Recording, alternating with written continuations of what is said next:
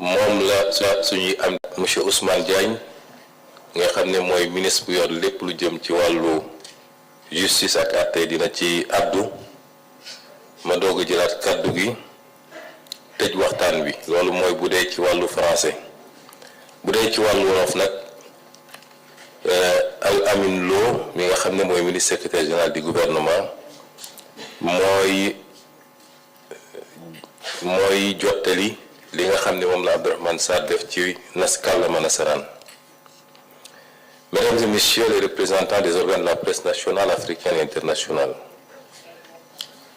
le 2 avril 2024, le président de la République, son Excellence Bassirou Diomaye Diakhar Faye, a prêté serment avec l'engagement d'une transformation systémique de notre pays pour un Sénégal souverain, juste et prospère.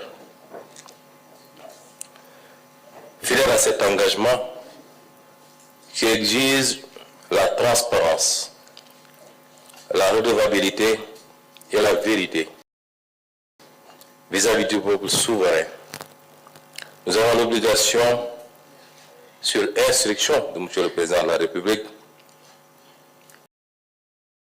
de dresser l'état des lieux dont notre régime a hérité. Et ce, avant d'engager l'immense chantier de redressement du pays. C'est pourquoi des audits ont été menés sur la gestion des deniers publics, allant des finances publiques, du foncier, du patrimoine bâti à la gestion des agences et des sociétés publiques. Les constats de ces audits font ressortir de la gabegie dans les dépenses, tant dans leur choix et leur qualité que dans leur effectivité et impact.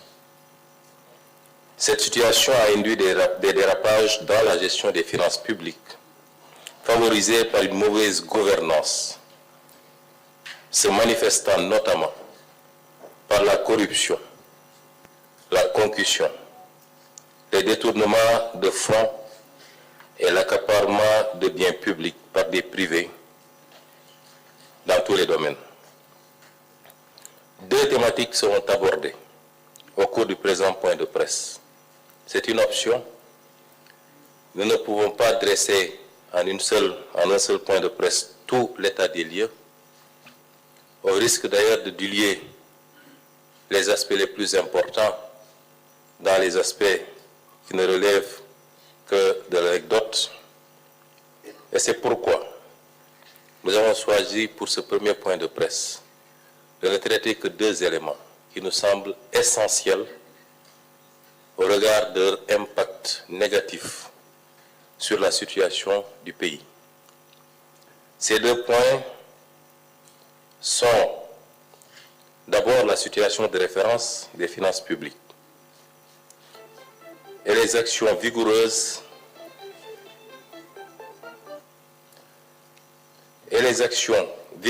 en termes de réforme pour prendre en charge dans les délais requis les dérapages enregistrés et jeter les bases d'une transformation systémique. C'est un premier point qui est important. Le dressage de la situation de référence des finances publiques, mais pas seulement. Les actions vigoureuses en termes de réforme pour prendre en charge dans les délais requis les dérapages enregistrés et jeter les bases d'une transformation systémique. Le second point a trait à la reddition des comptes qui est la conséquence immédiate du constat des actes de mauvaise gouvernance financière. Je voudrais préciser ici que nous n'aborderons que la reddition des comptes se rapportant aux actes graves qui ont été posés relativement au premier point, notamment la situation financière. Dans les jours à venir, les différents ministres et directeurs généraux auront à revenir au-devant de la presse pour développer les autres aspects liés justement à cette reddition des comptes. Voilà les deux points qui seront abordés. Sans plus tarder,